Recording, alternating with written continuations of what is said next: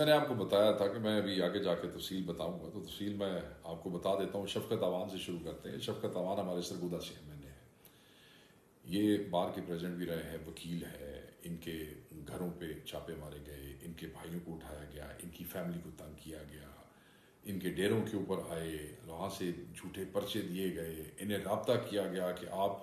خان کو چھوڑ دیں اور اس ترمیم پہ ووٹ دیں، ورنہ آپ کے لیے جو ہے وہ زندگی بحال کر دی جائے گی۔ پھر دوسرا نام مبین عارف جٹ کا ہے، جو کہ ملک سے باہر ہے، ینگ ایم این اے ہے گجرانوالہ سے۔ ان کے والد کا آپ نے بیان دیکھا ہوگا، ایک ایم این اے 10 لاکھ کے نمائندے کا والد یہ کہہ رہا ہے کہ میں مجبور ہو گیا ہوں کہ اپنے پر تیل چھڑک کے اپنے آپ کو آگے لگا لوں، میرے نواسے نواسیاں پوتے پوتیاں فیملی بچے بیٹوں کو تنگ کیا گیا، ان کی ساری فیکٹریز کو جو ہے وہ سیل کر دیا گیا ہے، بند کر دیا گیا ہے، گھروں کے میٹر اتار لیے گئے ہیں، ایف آئی آرز دے دی گئی ہے،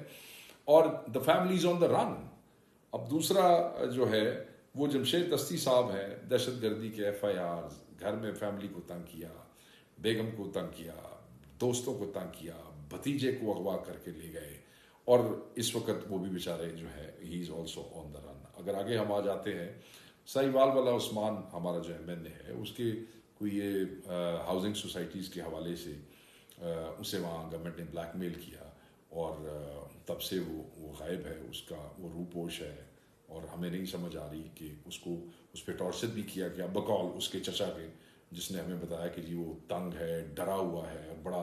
پریشان ہے۔ پھر آپ آ جاتے ہیں اس کے بعد میاں غوث پہ، جو ایک بڑے ہی شریف آدمی اور بڑے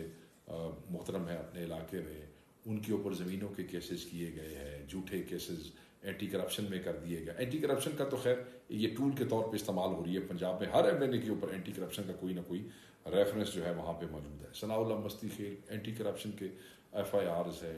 ڈیرے، بھائی کو اٹھایا، عزیزوں کو تنگ کیا، وہ بھی جو ہے وہ اس وقت وہ روپوش ہے۔ خواجہ شیراز صاحب، آپ نے ٹی وی پہ بھی اس دن سنا ہوگا، انہوں نے بتایا کہ ان کے ملازموں کو، ان کے عزیزوں کو، رشتہ داروں کو، فیملیز کو اٹھا رہے ہیں، تنگ کر رہے ہیں، چھاپے لگا رہے ہیں، اور ڈیمانڈ کیا ہے کہ جی آپ اپنا ووٹ دے دیں آئینی تک۔ اور ہی کیم آن ریکارڈ، وہ اگلے دن نیشنل چینلز کے اوپر بیٹھ کے ساری گفتگو سنا رہے تھے۔ خواجہ شیراز صاحب کے بعد ملک حامد ڈوگر صاحب کو دیکھیں، ان کے اوپر ایف آئی آرز ہے، اور ان کے اوپر جس وقت کوئی ایسی موو شروع ہوتی ہے، ان کے ڈیروں کے آگے جو ہے پولیس تو خیر جیسے ہی کوئی احتجاج شروع ہوتا ہے، ہر ممبر نیشنل اسمبلی کے دروازے کے آگے مجھ سمیت وہ پولیس جو ہے وہ آ جاتی ہے، چھاپے مارتی ہے، اور ایف آئی آر جو ہے وہ دے دیتی ہیں۔ جاوید وڑائچ ہمارے ایم این اے ہے، ان کے ڈیرے پہ، ان کے گھر پہ اس کو مسمار کرنے کی، اس کو ڈیمولش کرنے کی کوشش کی گئی، دیواریں گرا دی گئیں، پراپرٹی کو سیل کر دیا گیا۔ ڈیمانڈ کیا ہے کہ جی آپ صرف وہ کروا دیں، وہ جو ووٹ ہے وہ شائنی ترمیم کے حق میں دے دیں۔ اویس جکھڑ جو ہے اس کے اوپر ایف آئی آر کی گئی ہے، ان کو تنگ کر رہے ہیں، ان کی فیملی کو تنگ کر رہے ہیں، وہ بھی ہمارے ینگ لیا سے ایم این اے ہے۔ سینٹر فلک ناز چترالی پہ ایکسٹریم پریشر ہے کہ ہم آپ کو جو ہے وہ اس کے بارے میں ایکسپلین بھی نہیں کر سکتے۔ اور میں آپ کو ایک اور بات بتاتا چلوں، اون چودھری صاحب ہے، یا ڈپٹی چیئرمین سینٹ ہے، یا پیپلز پارٹی کے سینیٹر ہیں، میں یہ بات آپ کو یاد کراؤں کہ جن لوگوں کو ٹیلی فونوں کے اوپر آپ دھمکیاں دیتے رہے ہیں، آپ کے کال ریکارڈنگز بھی جو ہے وہ موجود ہے۔ سو ٹائم آنے پہ یہ سب کال ریکارڈنگ جو ہے وہ آپ کے ساتھ شیئر کرے گی پارٹی، ہم بالکل پیچھے نہیں رکھیں گے۔ ہم صرف یہ کہتے ہیں کہ بس کر جائیں، مطلب آپ لالچ دے رہے ہیں لوگوں کو کروڑوں روپے کی، 80 کروڑ سے ارب روپے تک۔ وہ شفقت کو انہوں نے 70-80 کروڑ روپے تک کی جو ہے وہ انہوں نے دی، آفر دی ہے۔ ریاض فتیانہ صاحب ملک سے باہر تھے، ان کے بیٹے کو جو صاحب کا ایم پی ہے اس کو پہلے اٹھایا، 6-7 دن رکھا، پھر وہ واپس آیا کیونکہ انہوں نے کوئی ریٹ ویٹ کی ہوئی تھی، اور آنے کے بعد اسی دن دوبارہ ان کے بیٹے کو،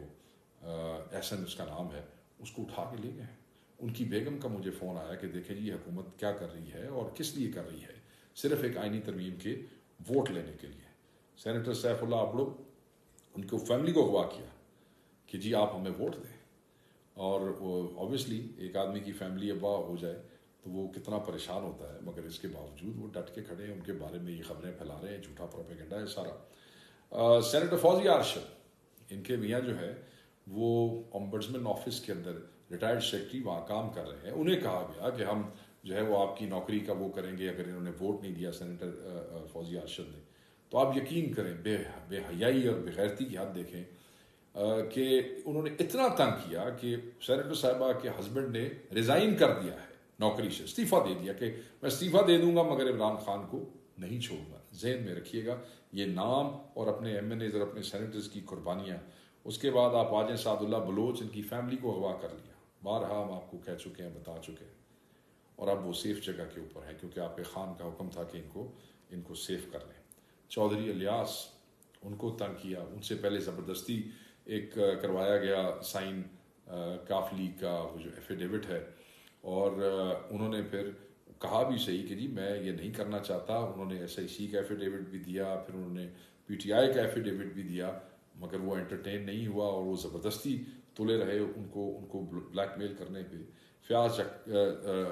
چگر کے حوالے سے میں کہہ دوں، ان کا جوان سال بیٹا، 16 سالہ بیٹے کو یہ حکومت جو ہے انہوں نے اغوا کر لیا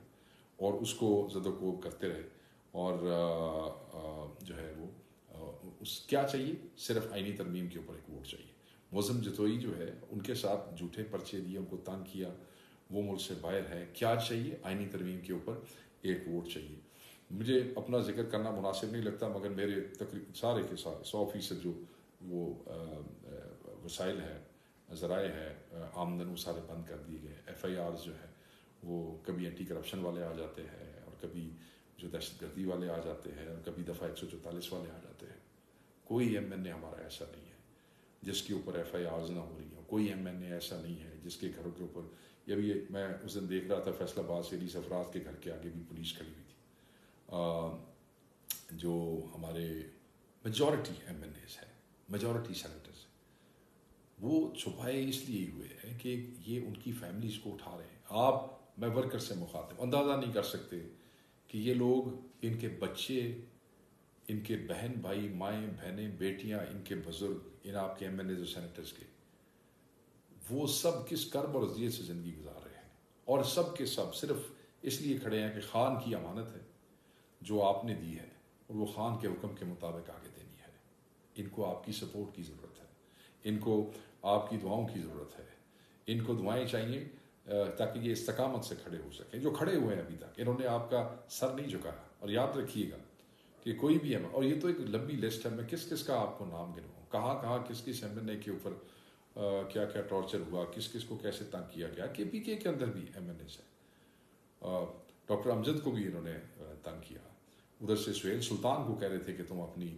وہ بدلو نہیں تو ہم تمہارے خلاف ریفرنس بھیج دیں گے، وہ جو ہمارا کے پی کے سے ایم این اے ہے، کہ جی تم کہیں اٹارنی آفس میں کام کرتے تھے اور اس قسم کی چیزیں۔ تو یہ سارے کھیل، یہ سارے تماشے، میں آپ کو کیا بتاؤں، داستانیں ہیں ظلم کی آپ کے ایم این ایز اور آپ کے سینیٹرز پہ، مگر وہ کھڑے ہوئے ہیں۔ میں یہ چاہوں گا کہ ورکرز کو کہوں گا کہ وہ ساری قربانیاں آپ کے لیے دے رہے ہیں، تو ان کو اگر روکا تھا تو روکا اسی لیے تھا، اور رکنے کے باوجود بھی وہ اس سارے ظلم و ستم سے گزر رہے ہیں کیونکہ خان کا حکم تھا کہ ان کو سیف رکھنا۔ میں تو یہ دعا کرتا ہوں اور آپ بھی دعا کریں کہ سارے محفوظ رہیں، اور اس آئینی ترمیم کو روکنے کی جنگ میں یہ صف اول کے مجاہد ہیں۔ آپ کا ان کے لیے دعا بڑا ضروری ہے، آپ کی اپریشیشن ان کے لیے بہت ضروری ہے۔ میں یہ چلتا ہوں آگے۔